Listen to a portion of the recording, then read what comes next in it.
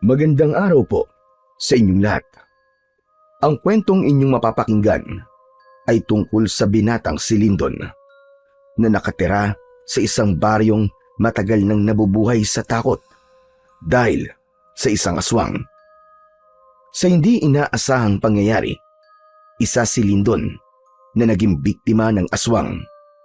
Inakala niyang katapusan niya na, ngunit iniligtas siya ng matandang si Mang Fabian. Sa tulong ni Mang Fabian, ay natuto si Lindon na gamitin ang latigong gawa sa buto ng ahas. Magagawa kayang tuldukan ni Lindon ang impyernong bumabalot sa kanilang baryo gamit ang bago niyang kaalaman? At anong katotohanan ang wawasak sa kanyang puso? Magiging dahilan ba ang katotohanan na ito para umatras siya sa kanyang misyon? Ngunit bago po ang lahat, huwag po nating kalimutang mag-subscribe at i-hit ang notification bell sa aking YouTube channel na The Voice Addict at Apong Isaak para sa mas marami pang makapigil hiningang kwentong aswang at katatakutan mula sa mundo ng kapapalagan. Umpisahan na po natin ang kwento. May kaba sa mga mata ang binatang si Lindon habang hinihintay niya sa tabing ilog ng umagang yun si Amor. Ipinarating ni Amor sa matalik niyang kaibigan ni si Manolo na nais siya nitong makausap sa lugar na yun. Si Amor ay ang dalagang halos 1 taon na niyang nililigawan. Ngunit sa kasamang palad, nililigawan din ito ng mayamang lalaki sa lugar nila na si Donato. Kahit wala sa kalingkingan ni Donato dahil mahirap lang si Lindon, ay itinuloy pa rin niya ang pangliligaw kay Amor. Naging masigasig siya sa pagpapakita kay Amor na malinis ang kanyang intensyon. Napatayo si Lindon sa pagkakaupo sa malaking bato sa tabi ng ilog nang dumating si Amor. May kinakabahang ngiti na sumilay sa kanyang labi. Ang hinala niya ay sasabihin na ni Amor sa araw na yon ang desisyon nito ukol sa ginagawa niyang panliligaw. Magandang umaga, Amor. Ang sabi sa akin ni Manolo ay gusto mo raw makipagkita sa akin. Kinakabahan tuloy ako sa sasabihin mo eh. Mabutit na sabi sa'yo ni Manolo. Kahit ako, kinakabahan din sa sasabihin ko sa'yo, Lindon. Teka, tungkol ba sana sasabihin mo? Sa panliligaw ko ba sa'yo? Ayoko na magpaligoy-ligoy pa, Lindon. Gusto ko na tumigil ka na sa panliligaw sa akin. Sandaling hindi nakapagsalita si Lindon. Pinroseso pa ng utak niya ang sinabi ni Amor. Maya-maya ay alanganin siyang ngumiti. Pinapatigil mo na ako? Dahil ba sinasagot mo na ako? Hindi, Lindon. Patawarin mo ako kasi kagabi sinagot ko na si Donato. Magkasintahan na kaming dalawa. Kaya wala na dahilan para ituloy mo pa ang panliligaw mo sa akin, Lindon. Napakabuti mong tao. At pasensya na kung hindi ko kayang suklian ng pagmamahal mo. Pero sigurado ako, Lindon, na makakatagpo ka ng tamang babae na kayang suklian ang nararamdaman mo. Ganun ba? Naiintindihan ko, Amor. Maraming salamat sa pagbibigay mo sa akin ng pagkakataon na maipakita at maiparamdam sa'yo ang aking pagmamahal. Masaya ako para sa inyo ni Donato. Alam ko na mas mapapabuti ka sa kanya at mabuti rin siyang lalaki. O paano, Amor? Aalis na ako. May gagawin pa kasi ako sa bahay. Ayaw nang pahabain pa ni Lindon ang pag-uusap nilang yun ni Amor dahil ayaw niyang saktan palalo ang sarili niya. Ang totoo ay hindi siya masaya para kina Amor at Donato. Masakit na hindi siya ang pinili ni Amor, ngunit kailangan niya yung tanggapin. Kinagabihan, matapos maghapunan, ay inaya ni Lyndon ang kaibigan niyang si Manolo sa isang video okay bar sa bayan. Si Manolo ay matagal niya ng kaibigan. Dayo lang ito noon sa baryo nila. At dahil sa wala itong matitirahan doon, ay pinatuloy niya ito sa kanyang bahay. Mag-isa na lang sa buhay si Lyndon, kaya wala siyang naging problema. Buwan-buwan ay nagbabayad si Manolo sa kanya. Pareha silang nagtatrabaho sa taniman ng mangga at langka ni Donato. Pagpasok ng dalawa sa video okay bar, ay umupo sila sa isang sulok. Umorder sila ng beer at pulutan. Hindi nagtagal ay sinimulan na nila ang inuman. Aba, bakit nga pala tayo nag-iinom ngayon, pare? May sineselebrate ka ba? Teka. Nako, sinagot ka na ba ni Amor? Hindi ba nag-usap kayo kaninang umaga? Sabi ko na nga ikaw ang sasagutin ni Amor at hindi si Donato. Alam ko kasi na si Amor ang klase ng babaeng hindi tumitingin sa estado sa buhay ng isang lalaki. Mali ka, Manolo. Hindi ako sinagot ni Amor. Nakipag-usap siya sa akin kanina para sabihin na sinagot na niya si Donato. Binasted niya ako. Ano ka mo? Totoo ba yan? Matapos ng lahat ng effort mo, ay hindi ka niya sasagutin? Gusto mo ba kausapin ko si Amor? Hindi naman pwedeng mauwi sa wala ang lahat ng hirap mo sa panliligaw mo sa kanya. Hindi ka na nga nakakabili ng bagong brief kahit bacon na mga brief mo kasi nagtitipid ka para maibili lang siya ng kung ano-ano. Wag na, hindi mo na siya kailangan kausapin, Manolo. Desisyon niya yun at wala na tayong magagawa. Kailangan ko na lang tanggapin na hindi ako nanalo sa puso ni Amor. Grabe, ako nasasaktan para sa'yo. Nakita ko kasi ang effort mo Ay, nako talaga. Kaya pala bigla kang nag-aya ng mag-inom dahil doon. Akala ko pa naman celebration to. Pabihira talaga buhay to. Gusto ko lang makalimot kahit sandali lang. Kawawa ka naman, pare. Pero wag ka mag-alala. Umorder ka lang ng lahat ng gusto mo ngayong gabi. Basta, ikaw magbabayad. Oh, akala ko naman ikaw ang magbabayad. Medyo natutuwa na nga ako Kung makapagsabi ka ng umorder ako ng lahat ng gusto ko, pabihira ka, oo. Tapos ako pala pagbabayarin mo rin. Wala pa akong sasahurin Tsaka, panayang bali ko kay Donato, di ba? Natatawang napailing na lamang si Lyndon. Nilagok niya ang bote na naglalaman ng beer.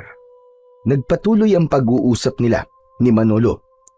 Inilabas niya sa kanyang kaibigan ang lahat ng sama ng loob niya. Kahit papano ay nagpasalamat si Lyndon na may kaibigan siyang kagaya ni Manolo. Mahihirapan kasi siya kung wala siyang mapaglalabasan ng sama ng loob niya. Sa kabila ng hangover, ay nagawa pa ring pumasok ni Lyndon at Manolo sa kanilang trabaho ng sumunod na araw. Itinuon ni Lyndon ang atensyon niya sa trabaho. Iniwasan niyang magpaapekto sa sakit sa puso na kanyang nararamdaman dahil baka hindi siya makapagtrabaho ng maayos. Pagdating ng oras ng pahinga, ay tumambay sila ni Manolo sa ilalim ng puno ng mangga para kumain ng baon nilang tanghalian. Matapos nilang kumain, ay lumapit sa kanila si Donato. Matangkad na lalaki si Donato at matipuno ang pangangatawan. Wala na itong pamilya at sa pagkakatanda ni Lyndon ay bigla na lamang dumating sa baryo nila si Donato. Bumili ito ng lupa roon at nagtayo ng taniman ng mangga at langka.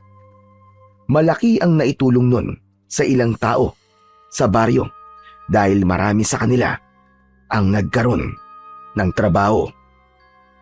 Lyndon, maaari ba kita makausap? Tungkol saan, sir? Hindi muna nagsalita si Donato at tumingin ito kay Manolo. Agad namang nakuha ni Manolo ang ibig sabihin ng tingin na yun. O sige pare, magbabanyo na muna ako ha. Mag-usap lang kayo dyan ni Sir Donato.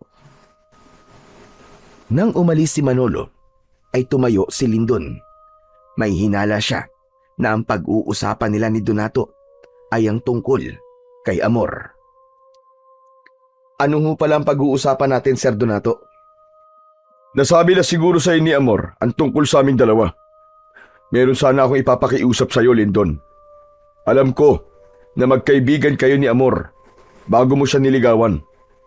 Ang gusto ko sana ay iwasan mo muna siya dahil sa kasintahan ko na siya.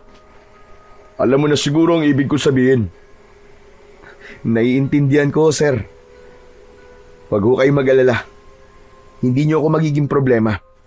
Maluwag po sa dibdib ko na tinanggap ko ang desisyon ni Amor. At yan naman talaga ang ginagawa ko.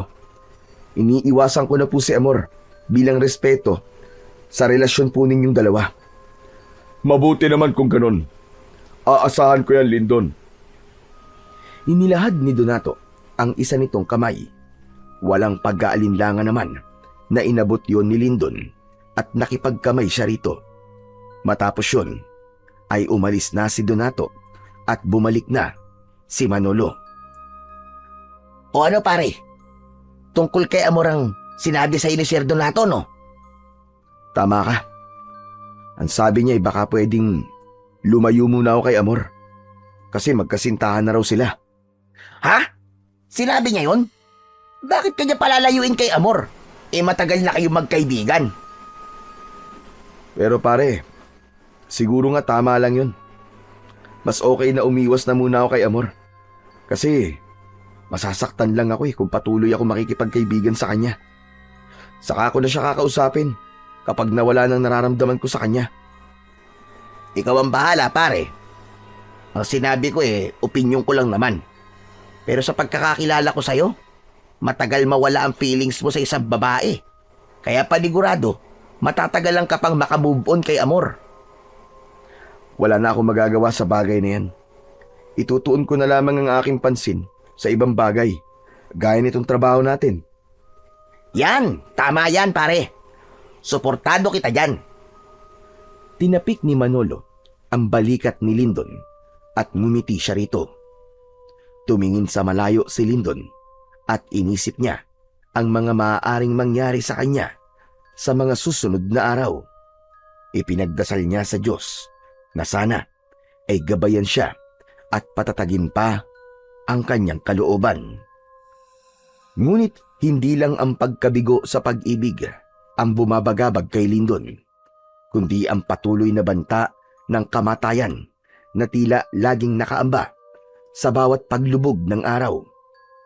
Sa bawat gabi ay hindi siya makatulog ng mahimbing dahil sa banta ng isang aswang na ilang taon nang nananalasa sa kanilang maliit na baryo. Sa loob ng maraming taon ay ilang tao na ang natatagpo ang wala ng buhay.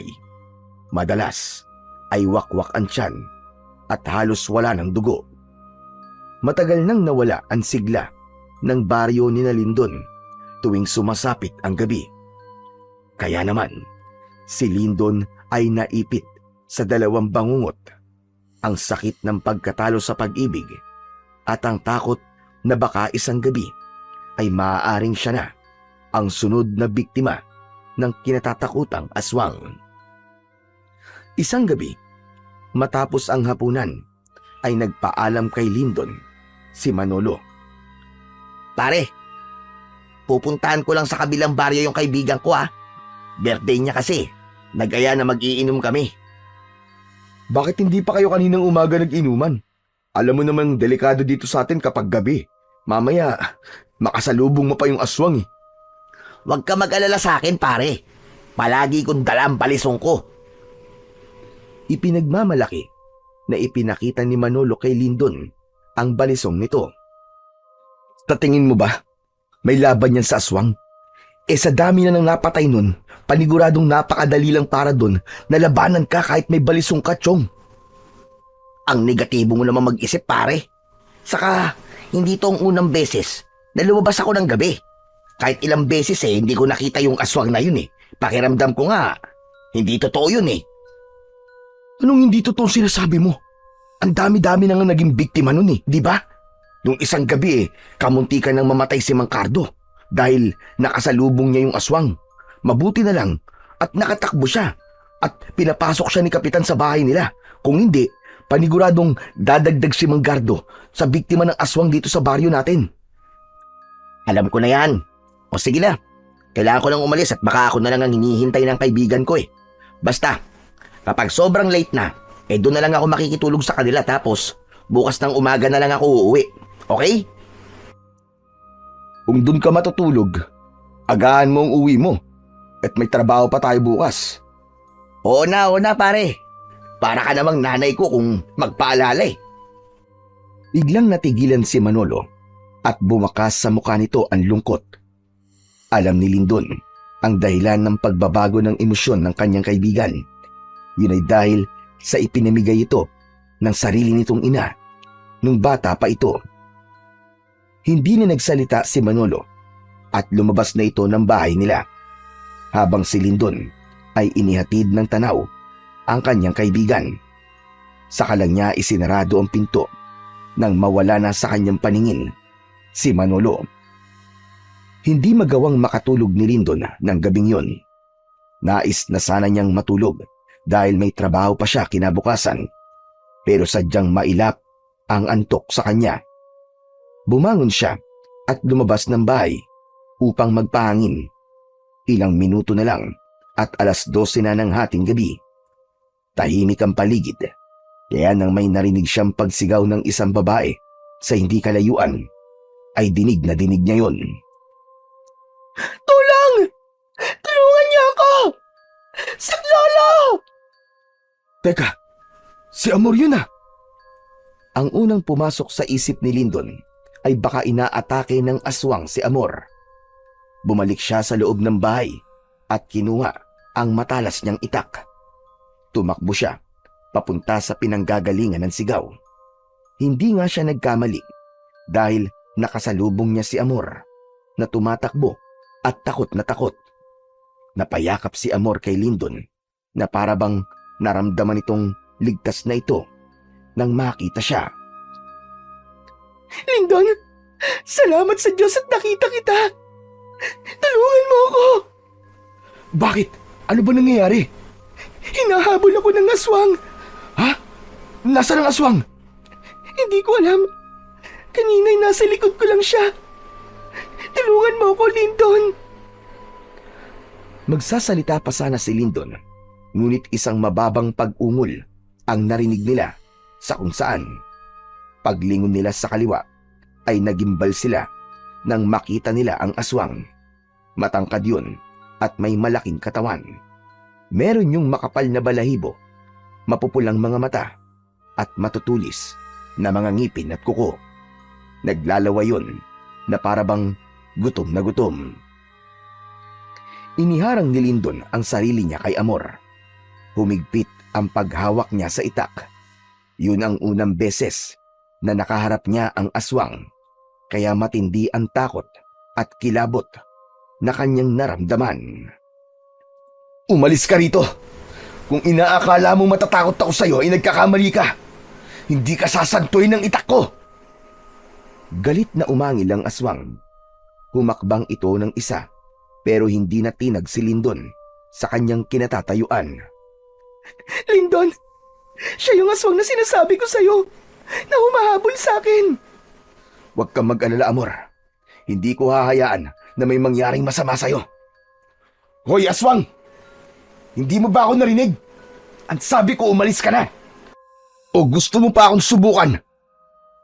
Iwinasiwas ni Lindon sa hangin ang kanyang matalas na itak.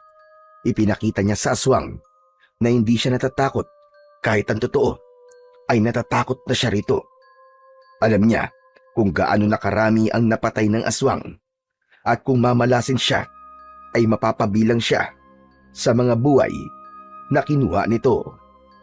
Ngunit sa hindi inaasahang pangyayari ay umatras ang aswang. Marahan itong humakbang patalikod habang hindi nito inaalis ang tingin kay Lindon. Unti-unting nawala ang aswang hanggang sa tuluyang yung nilamon ng kadiliman. Humarap si Lindon kay Amor na nanginginig sa takot. Hinawakan niya ang magkabilaan nitong balikat. Amor, ligtas ka na. Wala na siya. Wala na yung aswang na humahabol sa'yo. Sigurado ka bang hindi na siya babalik, Lindon? Sa palagay ko naman hindi na. Mukhang natakot siya sa itak ko eh. Maraming salamat, Lindon. Kung hindi dahil sa'yo, ay baka kung ano nang nangyari sa akin. Wala yon. Wala nga naman. Pero ano ba kasing ginagawa mo? At nasa labas ka ng ganitong oras? Alam mo namang delikado na dito sa baryo natin kapag ganitong oras na, di ba? Nagising kasi ako. Nawala sa tabi ko si Donato. Nag-alala ako sa kanya kaya lumabas ako para hanapin siya. Hindi ko naman akalain na makakasalubong ko sa daan yung aswang. Napatda si Lindon sa sinabi sa kanya ni Amor. Hindi siya tanga para hindi makuha ang sinabi ni Amor. Ang ibig mong sabihin magkasama na kayo ni Donato sa iisang bahay? Ganun na nga, Lindon. Doon na ako nakatira sa bahay niya. Gusto niya kasi na magkasama kami para nababantayan niya ako. Grabe. Ang bilis naman. Hindi ko akalain na magsasama na kagad kayo sa iisang bubong. Kahit halos 4 na buwan pa lang ang relasyon nyo. Yung totoo niyan, Lindon, 2 buwan na akong buntis. Pagkapanganak ko, ay magpapakasal na kami. Ngumiti si Lindon sa kabila ng kirot na nararamdaman niya sa kanyang puso. Masakit pa rin kasi para sa kanya na hindi siya ang pinili ni Amor. Nasa proseso pa rin siya ng pagtanggap na hindi siya ang mahal ni Amor, kundi si Donato. Masaya ako para sa inyo ni Donato. Sigurado ako na magiging mabuting magulang kayo sa magiging mga anak nyo. Maraming salamat sa iyo, Lindon. Oo nga pala. Iatid na kita sa bahay ni Donato para makasiguro ko na ligtas ka makakauwi. Pero si Donato, kailangan ko pa siyang hanapin. Baka kung ano na nangyari sa kanya. Nag-aalala ako sa kanya kanina pa. Hindi magandang ideya kung hahanapin natin siya ngayong gabi. Baka makainkwentro ulit natin yung aswang na yun. Umuwi ka na muna at bukas na lang natin siya hahanapin. Magpapatulong tayo kay Kapitan kung kinakailangan. O baka naman nandun na siya ngayon sa inyo, di ba? Sa tingin ko nga ay tama ka. Sana nga nasa bahay na si Donato ngayon. O tara na, iatid na kita. Marang tumango si Amor. Hindi na iwasan ni Lindon na makaramdam ng inggit kay Donato. Nakita niya kasi kung gaano ito kamahal ni Amor dahil sa pag-aalalang ipinapakita dito ni Amor. Inisip niya na kung siya sana si Donato ay siya na marahil ang pinakamasayang lalaki sa buong mundo. Nagsimulang maglakad sina Lindon at Amor papunta sa bahay ni Donato. Nakikiramdam si Lindon sa kanilang paligid sapagkat hindi siya sigurado kung muling aatake ang aswang sa kanila. Sa awa ng Diyos ay ligtas silang nakarating sa bahay ni Donato. Ang bahay na yon ang pinakamalaki at pinakamagandang bahay sa baryo nila. Isa yung patunay ng pagiging mayaman ni Donato. Nasa harapan na sila ng pinto nang bigla yung bumukas. Nagulat sila nang makita si Donato. Napakunot ang noo ni Donato nang makita si Lindon. Agad nitong hinawakan ang kamay ni Amor at hinila ito palapit. Bakit magkasama kayong dalawa? Anong ginawa nyo? Donato, iniligtas ako ni Lindon sa aswang. Kung di dahil sa kanya, ay baka wala na ako ngayon. At ano namang ginagawa mo sa labas ng ganitong oras? Huwag mong sabihin na nakipagkita ka kay Lindon nang hindi ko alam. Hindi, Donato. Nagising kasi ako kanina na wala ka sa tabi ko. Kaya lumabas ako para hanapin ka. Tapos, yun nga, nakasalubong ko yung aswang. At nakita ko ni Lindon. Iniligtas niya ako sa aswang.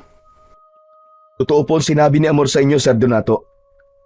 Nag-alala kasi siya sa inyo, kaya lumabas siya para hanapin ka. Sige na, makakauwi ka na, Lindon. Kung totoo na iniligtas mo si Amor, maraming salamat. Maraming salamat ulit, Lindon, ha? Nakangiting tumango si Lindon at umalis na siya sa lugar na yon. Alam niya na nagduda si Donato sa kanila ni Amor at naawa siya kay Amor dahil mas inuna pa ni Donato ang pagdududa kesa sa hindi magandang nangyari sa nobya nito. Malapit na si Lindon sa bahay nang biglang may humawak sa kanyang balikat mula sa likuran niya. Nagulat si Lindon. Mabilis siyang humarap at muntik niya ng tagain sa leeg ang nasa likuran niya. Mabuti na lang at nakita niya na si Manolo yon. Pambira ka, pare! Ano ba? Ako to! Huwag mo naman akong patayin! Langya ka? Akala ko kasi aswang ka eh. Aswang? Sa gwapo kong to? Napagkabalan mo kong aswang? Pambihira! Pasensya na. Paano? Nakaharap ko kasi yung aswang kanina eh. Ano ka mo? Totoo ba yung sinabi mo? Nakaharap mo talaga yung aswang? Oo pare. Pero sa bahay na tayo mag-usap. Mas ligtas doon kesa dito sa labas. Magkasamang naglakad na ang magkaibigan hanggang sa makarating sila sa kanilang bahay. Isinarado at ikinandado ni Lindon ang pinto bago siya umupo sa isang mahabang upuan sa sala. Bakas ang pagod sa kanyang muka. Si Manolo naman ay kumuha ng tubig sa kusina at inabot kay Lindon. Oh, uminom ka na muna at namumutla ka eh. Salamat pare. Matapos ubusin ni Lindon ang isang baso ng tubig, ay sa kanya ikinuwento kay Manolo ang lahat ng nangyari. Maging ang pagdududa ni Donato ay ikinuwento niya rin. Dahil sa kwento mo na yan, naniniwala na talaga ako na merong aswang dito sa baryo natin. Pero ang hindi ako makapaniwala ay mas inuna pa ni Sir Donato ang magduda kaysa mag-alala kay Amor.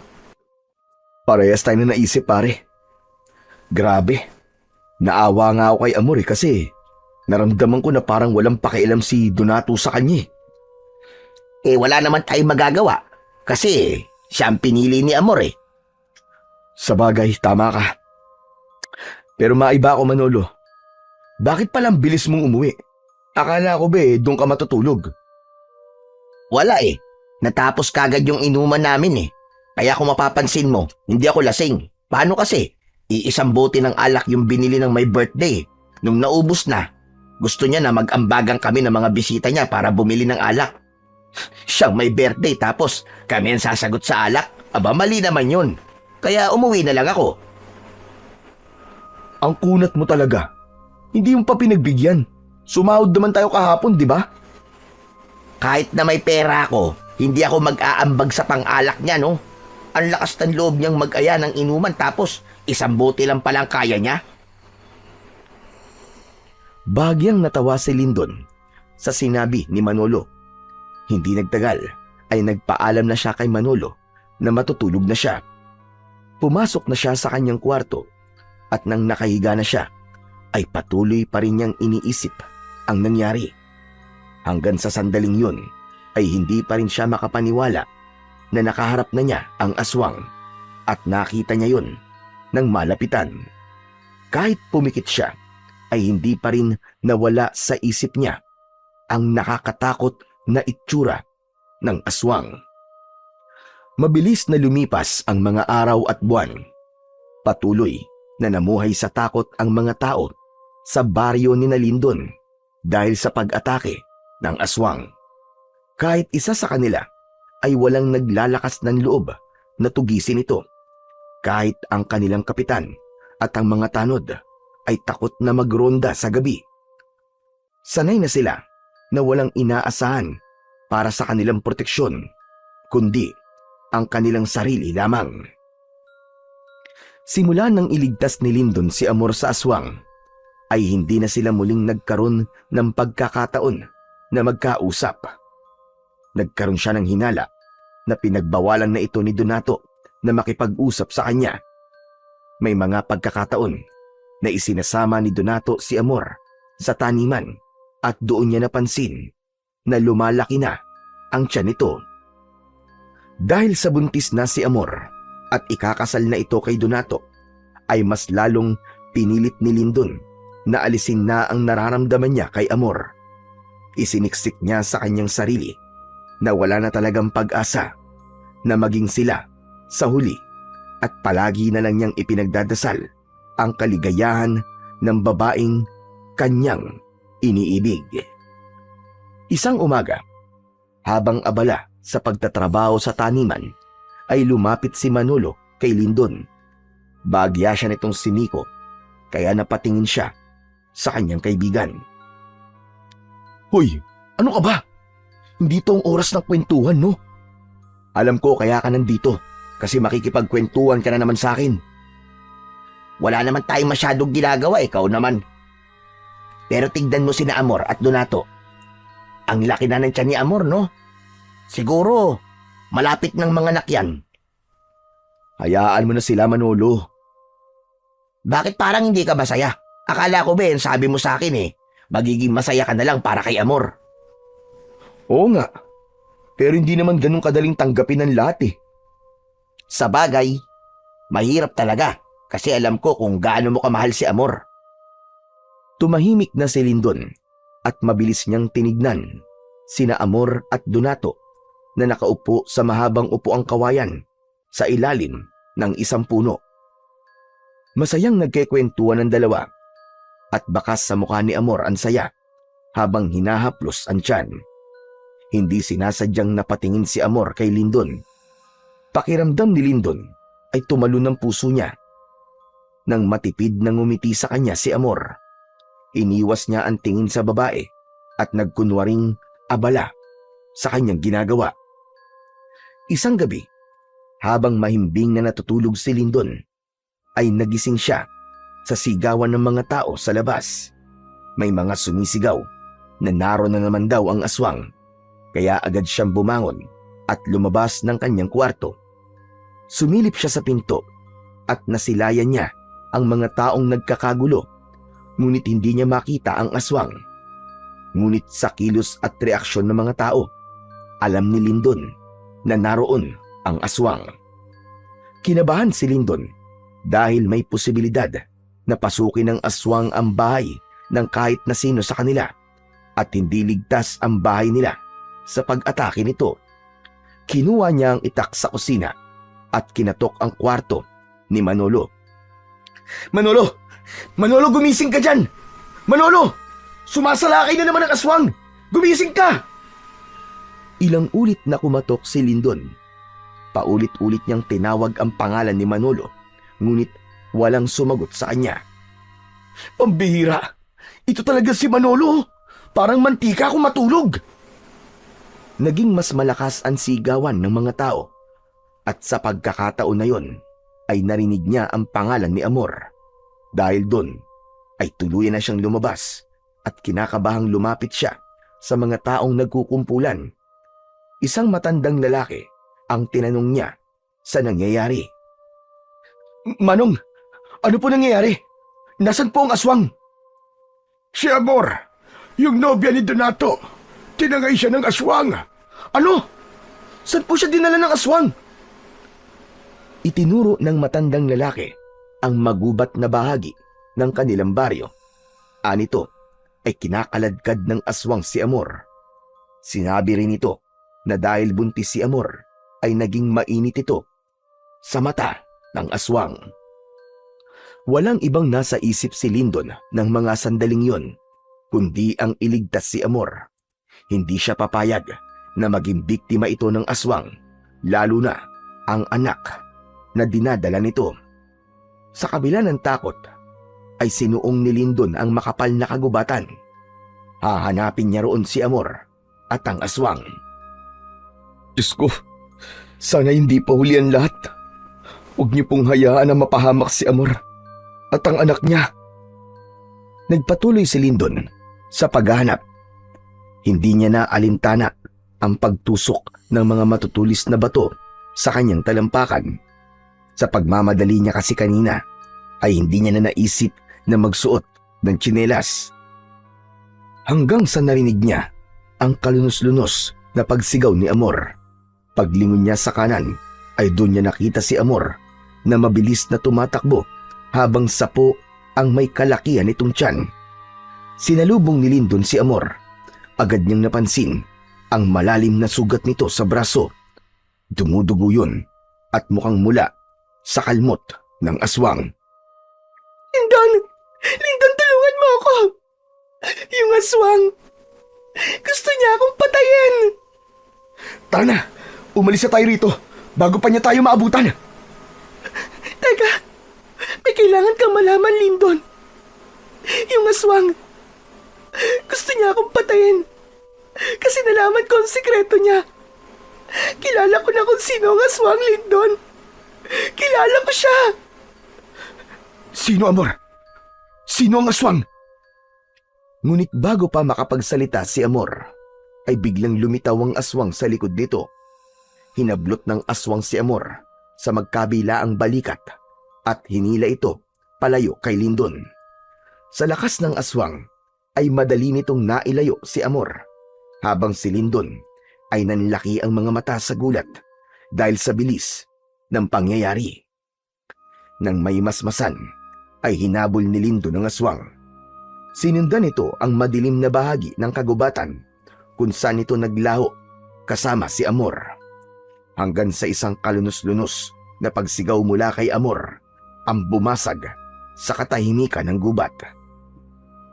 Nahinto sa pagtakbo si Lindon nang makita niya si Amor na butas ang dibdib habang kinakain ng aswang ang puso nito. Pakiramdam niya ay nawala siya sa sarili at napuno ng galit ang kanyang buong pagkatao. Walang hiya ka! Papatayin kitang aswang ka!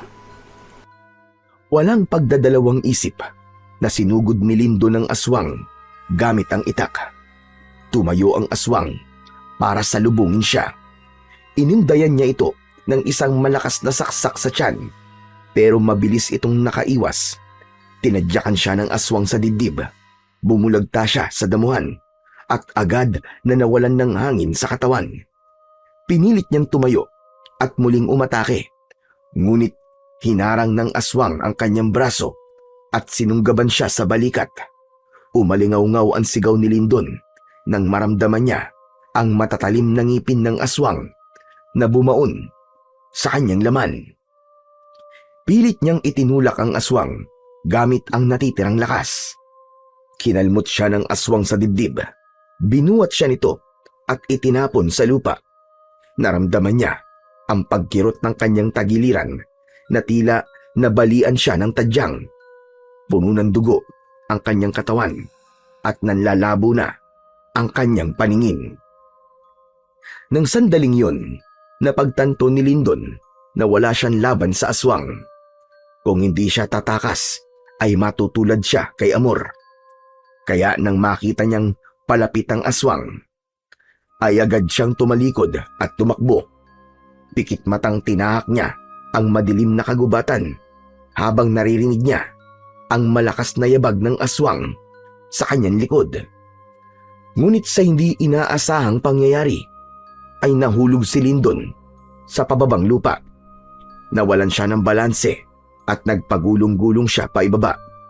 Nang tumama ang ulo niya sa isang malaking bato, ay doon na siya tuluyang nilamon ng kadiliman at wala na siyang natandaan pa sa mga sumunod na pangyayari.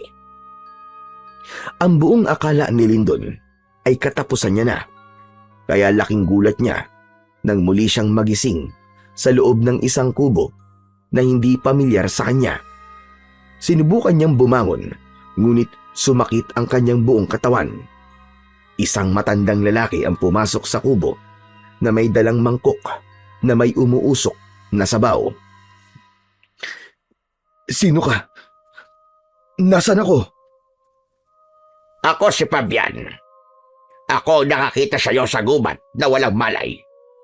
Nandito ka sa aking kubo. Huwag kang mag-alala. Ligtas ka rito sa aswang. Paano mo nalaman na aswang ang may gawa nito sa akin? Nakita ko ang mga sugat mo. Alam kong aswang ang may kagagawan ng mga yan. Huwag ka na munang gumalaw masyado. Sariwa pa ang mga sugat mo at may bali pa ang ibang parte ng iyong katawan. Ngunit huwag kang mag-alala. Nalinis at nilagyan ko na ng gamot ang iyong mga sugat. Bumalong ang luha ni Lindon nang maalala niya ang nangyari sa babaeng minsan niyang inibig na si Amor. Bumalik sa alaala niya ang pagkain ng aswang sa puso ng dalaga. Papatayin ko ang aswang na yun. Pinatay niya ang babaeng mahal ko. Hindi ko siya mapapatawad. Hindi kita pipigilang gawin yan kung yan ang nais mo. Pero sa ngayon, mas makabubuti kung magpapagaling ka na muna, Amang. Sa kalagayan mo ngayon, ay hindi mo pa kayang labanan ng aswang. Oh, heto. Humigop ka na sa sabaw. Nagluto ko ng sinabawang talbos ng kamote. Makabubuti to para sa'yo. Pinagmasdan ni Lindon ang matandang lalaki habang inilalapag nito ang mangkok sa maliit na lamesa sa tabi ng papag kung saan siya inihiga. Tinulungan siya nitong makasandal sa dingding. Maaliwalas ang mukha ng matanda at kahit noon lang niya ito nakita ay magaan kagad ang kalooban niya rito. Ma'am Fabian, maraming salamat po sa pagligtas niyo po sa buhay ko. Napakabuti po ng puso niyo. Kasi kahit hindi niyo naman po ako kilala, ay tinulungan niyo pa rin ako. Kung patay ka nung nakita kita, ay pababayaan na lang kita. Pero buhay ka pa at lumalaban. Hindi kaya ng konsensya ko na hayaan ka roon na tuluyang mamatay. Pero mamaya na tayo mag-usap. Humigop ka muna ng sabaw para kahit papano magkalaman naman ang sikmura mo. Pinilit ni Lindon na humigop ng sabaw kahit wala siyang ganang kumain. Patuloy kasing naglalaro sa utak niya ang pagpatay na ginawa ng aswang kay Amor.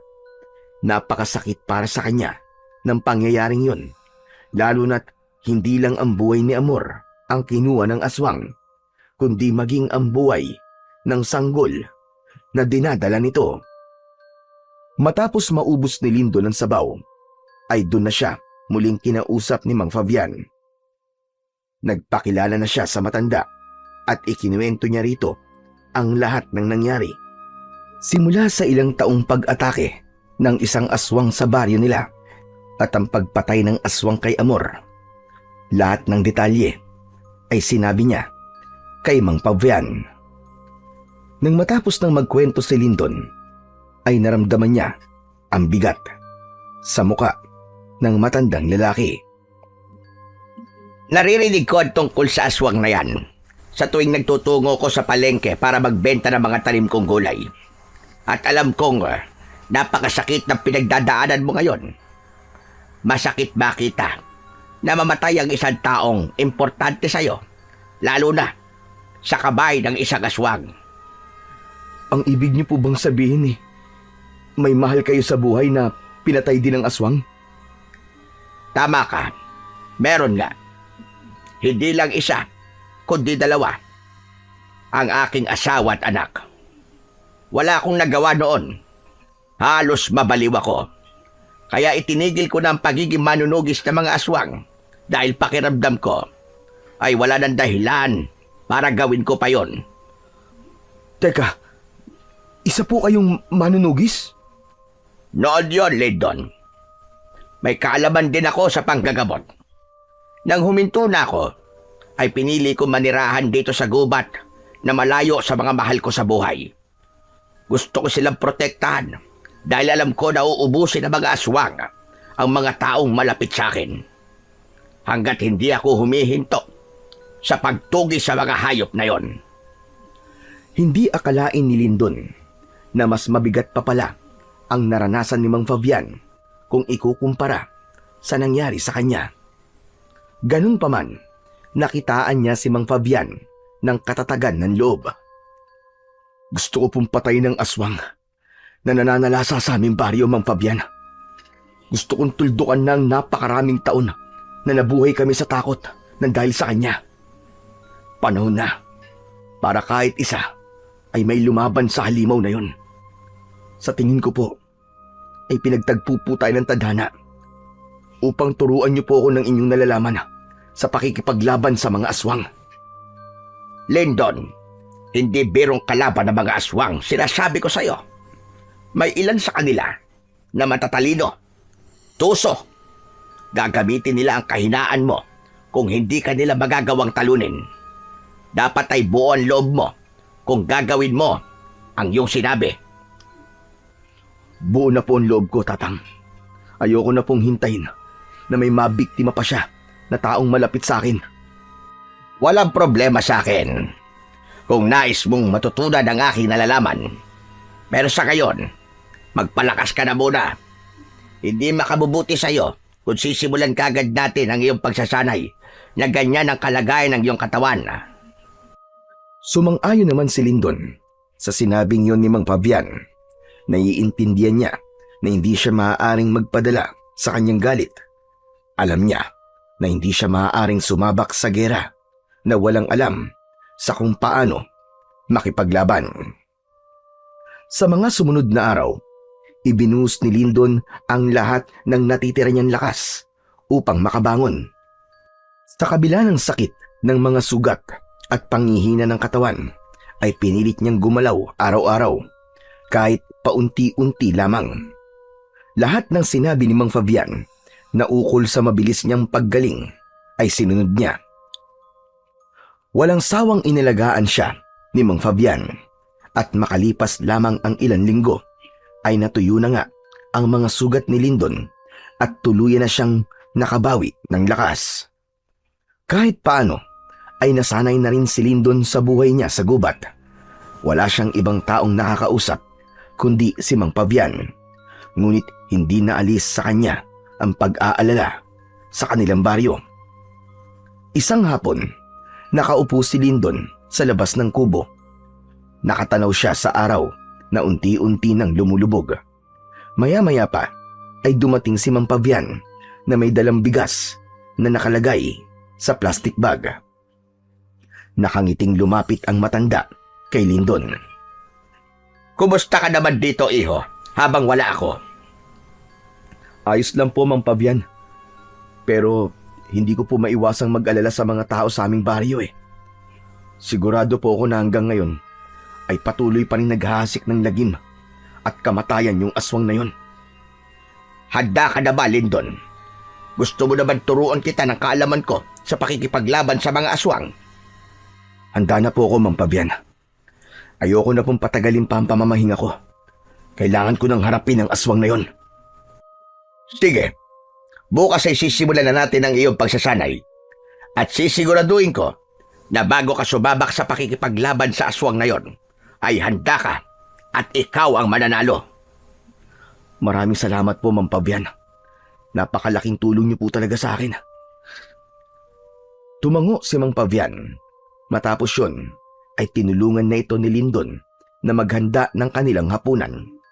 Nangako siya sa kanyang sarili na seseryosohin niya ang pagsasanay at gagawin niya yon hindi lang para ipaghiganti si Amor, kundi upang mapalaya ang baryo nila sa takot sa aswang. Kinaumagahan, nagising si Lyndon na may kakaibang sigla dahil alam niya na yun ang unang araw ng pagsasanay niya sa tulong ni Mang Fabian. Sa pagtayo niya ay naghahain na ng almusal ang matanda. Nilagang kamote at saging na sinamahan ng mainit na kape ang kanilang almusal. Habang kumakain ay nagbigay si Mang Fabian ng ilang impormasyon tungkol sa mga aswang. Alam mo, Lyndon, hindi basta-basta mga aswang. Hindi sila katulad ng mga tao. Mas mabilis sila, mas malakas at mas matalas ang pandama. Pero hindi sila perpekto. May mga kahinaan din sila. Ano po ang kahinaan nila, Mang Fabian? Una sa lahat, ayaw na ayaw nila ng asin. Ganon din sa bawang. Pero hindi lahat ng aswang ay takot sa asin at bawang. May mga natuto ng tiisin ang epekto ng mga yon sa kanila. Ayaw din nila sa amoy ng sinunog na goma. Ngunit may iba na kapag gutom na gutom ay nakakayang tiisin ang lahat para lang makapambiktima. Paano naman po sila mapapatay? Hindi basta-basta namamatay ang isang aswang. Ang karaniwang itak ay hindi sapat. Kahit masugatan mo sila, ay may kakayahan silang pagalingin ang kanilang sarili sa pamamagitan ng pagdila sa kanilang sugat. Kailangan mong gumamit ng agimat, mutya o isang hindi pangkaraniwang sandata na ginawa para sa pakikipaglaban at pagpatay sa mga aswang. At kapag bilog ang buwan, ay mas malakas sila. Huwag kang lalaban sa oras ng kalakasan nila kung hindi ka handa. Bilisan mo na ang iyong pagkain. Kumain ka ng marami dahil hindi magiging madali ang ating pagsasanay. Itinuon muna ni Lindon ang atensyon sa pag-aalmusal. May kasiyahan siyang naramdaman sapagkat mamaya ay magkakaroon na siya ng kaalaman sa pakikipaglaban sa mga aswang. Matapos ang almusal, ay nagtungo sina Lindon at Mang Fabian sa likod ng kubo. Meron dong malawak na lupa na magandang lugar para sa isang pagsasanay. Nakaharap si Lindon kay Mang Fabian. Parehas na seryoso ang kanilang muka. Gaya na sinabi ko sa iyo kanina, ay kailangan mo ng mabisang sandata na panlaban sa mga aswang. Ang ibig niyo po bang sabihin meron kayong ganung sandata? Meron. Hintayin mo ako rito at kukunin ko lang. Sandaling bumalik si Mang Fabian sa loob ng kubo. Sa pagbabalik nito, ay may dala na itong isang bagay na noon lang nakita ni Lindon. Para yung isang latigo na gawa sa buto ng isang hayop. Ito ang sandatang sinasabi ko sa iyo. Gawa ito sa mga buto ng isang ahas na pinapaniwala ang alaga ng isang diwata sa kabundukan ng Kanlaon. Ipinamana pa to sa akin ng aking lolo na isa ring mahusay na manunugis noong panahon niya. Ayon sa aking lolo, nang mamatay ang alagang ahas na yon ng diwata, ay iniwanan nito ang katawan ng ahas na yon sa isang kuweba. Ang lolo ko ang nakakita sa buto ng ahas na yon. Ipinaliwanag pa ni Mang Fabian na ang mga buto ay nilinis at pinatuyo sa ilalim ng araw sa loob ng 7 araw. Pagkatapos ay pinakuluan yun sa banal na langis. Hindi ito basta latigo lamang, Lindon. Isa itong pangil ng liwanag laban sa kadiliman. Kung marunong kang gumamit nito, kaya nitong durugin ang laman at buto ng kahit na anong aswang. Pero tandaan mo, hindi ito gumagana kung ang puso mo ay puno ng galit at paghihiganti. Dapat malinaw ang layunin mo. Inabot ni Mang Fabian ang latigo kay Lindon.